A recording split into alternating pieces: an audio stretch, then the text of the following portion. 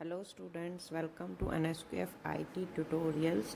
तो आज इस वीडियो में हम बात करेंगे जो हमारा हाफ ईयरली एग्ज़ाम हुआ था 10th क्लास का IT का। उसके जो क्वेश्चन नंबर 9 से लेकर क्वेश्चन नंबर 15 तक हैं उनको हम विद एक्सप्लेनेशन पूरा देखेंगे। पिछली वीडियो में हमने जो 1 मार्क्स के क्वेश्चन थे उनका सोल्यूशन किया था। इसमें हम लॉन्ग क्वेश्चंस का सोल्यूशन करेंगे जो कि आपको इंग्लिश और हिंदी दोनों में देखने को मिलेंगे। तो हमारा जो 9th क्वेश्चन है वो है कैल्सी में सब टोटल टूल क्या है। यानी जो हम लिब्रे ऑफिस में कैल्सी यूज़ करते हैं, जो स्प्रेडशीट पे जिसे हम बोलते हैं, उसमें हमारा जो सब टोटल टूल है उसका क्या काम होता है। तो कैल्सी में हमारा जो सब टोटल फीचर होता है वो एक टूल होता है जो कि जो यूज़र होता है उसको डेटा को लॉजिकल ग्रुप में डिवाइड करने और हर एक ग्रुप के लिए सब टोटल की कैलकुलेशन यानी गणना करने की अनुमति देता है। सब टोटल फंक्शन का उपयोग करके हम डेटा को समूह के अनुसार यानी ग्रुप के अनुसार उसको चेक कर सकते हैं और उसको समराइज भी कर सकते हैं। सब टोटल फंक्शन जो होता है वो हमारा डाटा मेन्यू के अंदर होता है। यही क्वेश्चन अब हमारा इंग्लिश में, व्हाट इज़ सब टोटल इन कैल्सी। सो सब टोटल जो है हमारा वो एक टूल होता है जो अलाउ करता है यूज़र को डाटा को लॉजिकल ग्रुप्स में ब्रेक करने का और कैलकुलेट करने का ग्रुप वाइज सब टोटल को। जो हमारा सब टोटल फंक्शन होता है उसका यूज़ करके हम ग्रुप वाइज डाटा को समराइज और चेक कर सकते हैं, और जो हमारा सब टोटल फंक्शन होता है वो हमारा डाटा मेन्यू के अंदर प्रेजेंट होता है। क्वेश्चन नंबर 10 है हमारा, टेम्पलेट क्या है। तो टेम्पलेट्स जो होते हैं हमारे वो पहले से बने हुए सैम्पल्स या फॉर्मेट होते हैं जिनका यूज़ करके हम प्रोफेशनल डॉक्यूमेंट को जल्दी से जल्दी बना सकते हैं। टेम्पलेट्स में फॉर्मेट जो है वो पहले से बना होता है, हमें सिर्फ उसमें अपने डाटा को एंटर करना होता है। और टेम्पलेट का उपयोग करने से यूज़र का बहुत ज़्यादा टाइम बचता है क्योंकि वो पहले से बना हुआ होता है, तो हम अपने अकॉर्डिंग उसमें चेंजेस करके उसको अपने अकॉर्डिंग यूज़ कर सकते हैं। In English, that question is what is template? Templates are predefined samples or formats that we use to create professional documents quickly. यानी templates जो हैं हमारे वो पहले से बने हुए सैम्पल या फॉर्मेट होते हैं जिनका यूज़ हम प्रोफेशनल डॉक्यूमेंट्स को क्विकली यानी जल्दी से जल्दी बनाने के लिए करते हैं। The format in template is already made, we just enter our data in it. हमारा जो टेम्पलेट्स में फॉर्मेट है वो पहले से बना हुआ होता है, हमें सिर्फ उसमें अपना डाटा एंटर करना होता है। Using templates save a lot of user time, या अगर यूज़र टेम्पलेट्स का यूज़ करता है तो उससे उसका बहुत सारा टाइम बच जाता है। So next is question number 11 is प्रभावी संचार क्या है। यानी जो हमारा इफेक्टिव कम्युनिकेशन है वो क्या होता है। तो प्रभावी संचार सूचना, विचार, राय, ज्ञान और डेटा के आदान प्रदान की प्रक्रिया है ताकि जो संदेश है, जो मैसेज है वो स्पष्टता और उद्देश्य के साथ प्राप्त और समझा जा सके।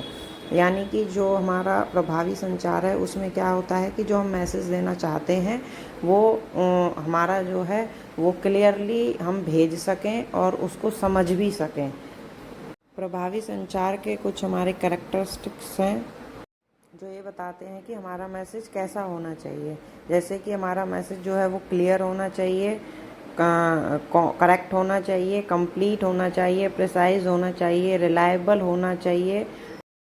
In English, the question is what is effective communication? So, effective communication is the process of exchanging information, thoughts, opinions, knowledge, and data so that the message is received and understood with clarity and purpose. So, effective communication क्या होता है? एक process होती है अपने ideas को, information को, अपने थॉट्स को, नॉलेज को, डाटा को एक दूसरे के साथ एक्सचेंज करने की, जिससे कि हमारा मैसेज जो है वो क्लियरली और जो हमारा पर्पस है उसको शेयर करने का उसके साथ रिसीव किया जा सके और उसको समझा भी जा सके। करेक्टरिस्टिक्स हमारे वही हैं इसमें, जैसे कि हमारा मैसेज क्लियर होना चाहिए, करेक्ट होना चाहिए, हमारा जो है मैसेज रिलायबल होना चाहिए, प्रिसाइज होना चाहिए, यानी उसमें काम की बातें होनी चाहिए।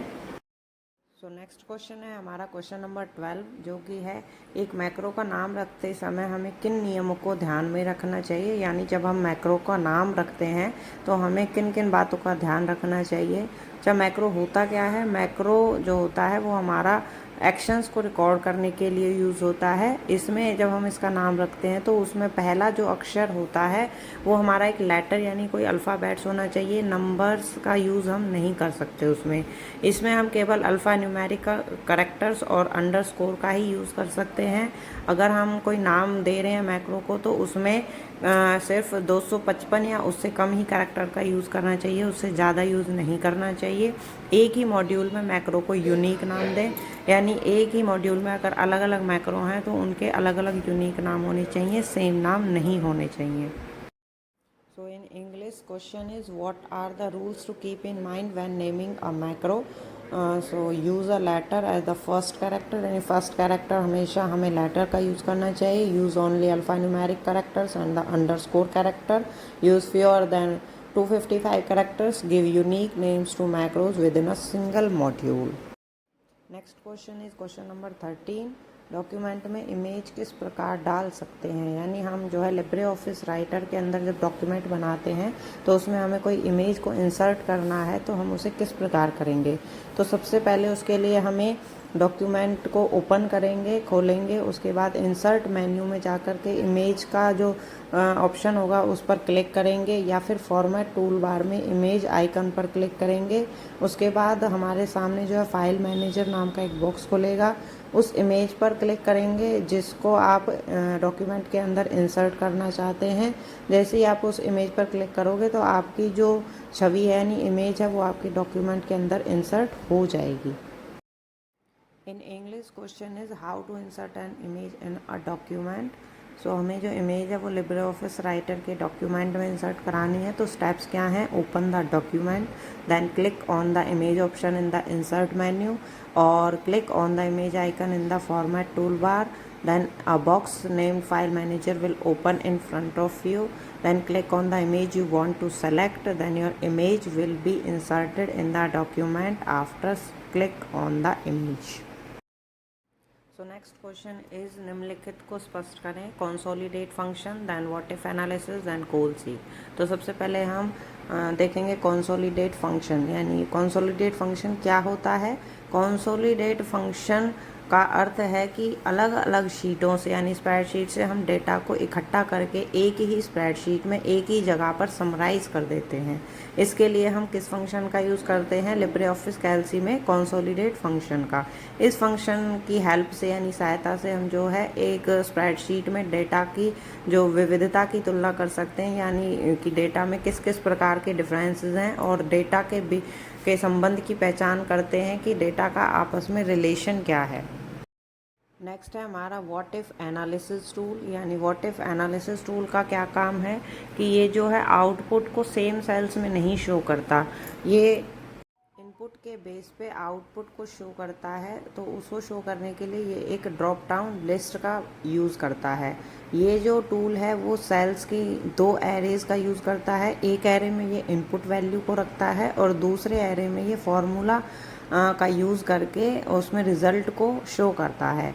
नेक्स्ट है हमारा गोल सीक। तो गोल सीक क्या होता है? गोल सीक हमारा एक फंक्शन है जिसकी मदद से हम आउटपुट के आधार पर इनपुट ढूंढ सकते हैं, यानी अगर हमें आउटपुट पता है तो उसका यूज़ करके हम इनपुट निकाल सकते हैं।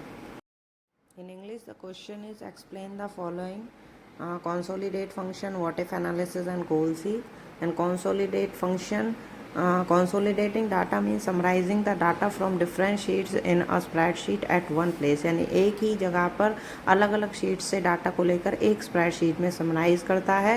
For this we use the consolidate function in Libre office Calc. With the help of this function we compare the variety of data in a spreadsheet, यानी इस फंक्शन का यूज़ करके हम डाटा की वैरायटी को कंपेयर कर सकते हैं और उनका आपस में रिलेशन भी चेक कर सकते हैं। So next is what if analysis. In what if analysis tool, the output is not shown in the same cells, whereas it uses a drop down list to display the output depending upon the input, यानी ये जो है एक same cell में output को show नहीं करता, ये इनपुट के आधार पर यानी बेस पर आउटपुट को एक ड्रॉप डाउन की लिस्ट में शो करता है। This tool uses to two arrays of cells. One array contains the input values and the second array uses the formula and display the result। यानी ये जो है टूल है वो दो एरेज का यूज़ करता है एक सेल में। एक एरे में इनपुट रखता है, दूसरे एरे में फॉर्मूला रखता है और रिजल्ट को डिस्प्ले करता है। देन इज गोल सीक क्या है? Goal seek is a function with the help of which we can find the input based on the output. यानी कि आउटपुट के बेस पर हम जो है इनपुट को फाइंड कर सकते हैं। तो क्वेश्चन नंबर 14 में आपके दो क्वेश्चन थे जिनमें से आपको एक ही करना था। जो इसका ऑप्शनल क्वेश्चन है वो है हमारा लिब्रे ऑफिस राइटर में स्टाइल्स और फॉर्मेटिंग क्या है और इन्हें कैसे अप्लाई किया जा सकता है। तो लिब्रे ऑफिस राइटर में जो है स्टाइल हमारा जो है स्टाइल एंड फॉर्मेटिंग एक ही चीज़ है। स्टाइल की मदद से हम टेक्स्ट पैराग्राफ को फॉर्मेट करके हम अपने डॉक्यूमेंट को और भी ज़्यादा अट्रैक्टिव बना सकते हैं। स्टाइल में टेक्स्ट पैराग्राफ को फॉर्मेट करने के लिए बहुत सारे ऑप्शन हैं, जैसे कि font, colour, size and alignment. Extra style की मदद से हम अपने डॉक्यूमेंट को प्रोफेशनल लुक दे सकते हैं। नाउ डॉक्यूमेंट में स्टाइल को अप्लाई करने के स्टेप्स क्या हैं? एक डॉक्यूमेंट में हम स्टाइल को किस तरीके से अप्लाई कर सकते हैं। तो सबसे पहले है स्टाइल एंड फॉर्मेटिंग। विंडो में स्टाइल और फॉर्मेटिंग के सारे ऑप्शंस होते हैं, इसी की हेल्प से हम डॉक्यूमेंट में स्टाइल को अप्लाई कर सकते हैं। स्टाइल एंड फॉर्मेट विंडो को ओपन करने के लिए स्टाइल एंड फॉर्मेट मेन्यू में मैनेज स्टाइल ऑप्शंस पर हम क्लिक करेंगे या फिर हम कीबोर्ड से F11 की को प्रेस करेंगे। ये शॉर्टकट की है कोई भी स्टाइल एंड फॉर्मेटिंग विंडो को ओपन करने की। ऐसा करने से लिब्रे ऑफिस राइटर में डॉक्यूमेंट के राइट साइड में स्टाइल एंड फॉर्मेटिंग विंडो दिखाई देगी। इसका प्रयोग करके हम कोई भी स्टाइल अपने टेक्स्ट पर अप्लाई कर सकते हैं, जैसे कि paragraph style, character style, frame style, page style, list style, table style. In English, question is what are styles and formatting in LibreOffice and writer and how to apply it। तो style and formatting होती है हमारी। With the help of style we can make our document more attractive by formatting the text paragraph. यानी style का use करके हम अपने document को ज़्यादा अट्रैक्टिव बना सकते हैं। There are many options to format the text paragraph in style such as font, colour, size and alignment. With the help of style we can give a professional look to our document. यानी बहुत सारे options available होते हैं style में text को format करने के लिए, और स्टाइल की हेल्प से हम अपने डॉक्यूमेंट को जो है प्रोफेशनल लुक दे सकते हैं। Steps to apply styles to document. तो लिब्रे ऑफिस राइटर में हम डॉक्यूमेंट के अंदर स्टाइल को किस तरीके से हम जो है इसको अप्लाई कर सकते हैं। तो उसके लिए स्टाइल एंड फॉर्मेटिंग विंडो में जाएंगे या फिर F11 की को प्रेस करेंगे कीबोर्ड से, जिससे कि हमारी जो है मैंने स्टाइल की विंडो खुल जाती है। उसमें से हम जो भी स्टाइल हमें अप्लाई करना है हम अपने टेक्स्ट पर उसको अप्लाई कर सकते हैं, जैसे कि paragraph style, character style, frame style, page style, list style, table style. Next and the last question number 15 is एक डॉक्यूमेंट में इमेज डालने और इमेज को रोटेट करने के चरण यानी स्टेप्स लिखने हैं हमें। तो इमेज इंसर्ट करने के लिए हमें सबसे पहले एक डॉक्यूमेंट को खोलेंगे, फिर इंसर्ट मेन्यू में इमेज के विकल्प पर क्लिक करेंगे या फॉर्मेट टूल बार में इमेज आइकन पर क्लिक करेंगे। आपके सामने फाइल मैनेजर नाम का एक बॉक्स खुलेगा। उस इमेज पर आपको क्लिक करना है जिसको आपको सेलेक्ट करना है यानी इंसर्ट करना है डॉक्यूमेंट में। जैसे ही आप उसको सेलेक्ट करोगे, उस पर क्लिक करोगे, तो आपकी इमेज जो है वो डॉक्यूमेंट में यानी दस्तावेज में डल जाएगी। नाउ इमेज को रोटेट कैसे करते हैं। तो इमेज को रोटेट यानी घुमाने के लिए सबसे पहले हमको इमेज को सेलेक्ट करना पड़ेगा। उसके बाद इमेज पर राइट क्लिक करना है और रोटेशन को सेलेक्ट करना है, जैसे कि 90 डिग्री आपको राइट या लेफ़्ट में कहाँ घुमाना है। जितनी बार आप उस पर प्रेस करोगे उतनी बार आपकी इमेज जो है वो रोटेट होगी, और हमेशा ये 90 डिग्री पर रोटेट होती है। और वो डायरेक्शन या वो एंगल चुने जिसे आप अपनी इमेज को घुमाना चाहते हैं। In English, the question is write the steps to insert an image in a document and rotate the image. So steps are for inserting an image is open the document, then click on the image option in the insert menu or click on the image icon in the format toolbar. Then a box named file manager will open in front of you. file manager का box आपके सामने खुलेगा. click on the image you want to select. जो image आपको insert करनी है उस पर क्लिक करें. your image will be inserted in the document. तो आपकी इमेज जो है वो डॉक्यूमेंट में इंसर्ट हो जाएगी.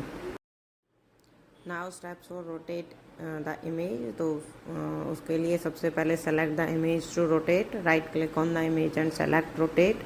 Choose the direction and angle you want to rotate the image. यानी डायरेक्शन और एंगल दोनों चूज़ करने पड़ेंगे. कितने डिग्री के एंगल पर आपको इमेज को घुमाना है और कौन सी डायरेक्शन में घुमाना है. क्वेश्चन नंबर 15 का जो ऑप्शनल क्वेश्चन है वो है हमारा लिब्रे ऑफिस कैल्सी में सब टोटल टूल क्या होता है और इसको लागू यानी इम्प्लीमेंट करने के स्टेप्स क्या हैं. तो इसके लिए सबसे पहले हम सब टोटल टूल के बारे में पढ़ेंगे. यानी कैल्सी में सब टोटल टूल फीचर एक टूल है जो यूज़र को डेटा को लॉजिकल ग्रुप में विभाजित करने और प्रत्येक ग्रुप के लिए सब टोटल की गणना करने की अनुमति देता है. यानी कि ये एक टूल है जो डेटा को लॉजिकल ग्रुप्स में डिवाइड करने और उन सब के अलग अलग ग्रुप वाइज उनका सब टोटल करने की हमें अनुमति देता है. सब टोटल फंक्शन का उपयोग करके हम डेटा को समूह के अनुसार जांच या सारांशित कर सकते हैं. यानी ग्रुप्स के अकॉर्डिंग हम अपने डेटा को जो है उसको चेक कर सकते हैं और उसको समराइज भी कर सकते हैं. सब टोटल फंक्शन जो है वो हमारा डाटा मेन्यू में प्रेजेंट होता है.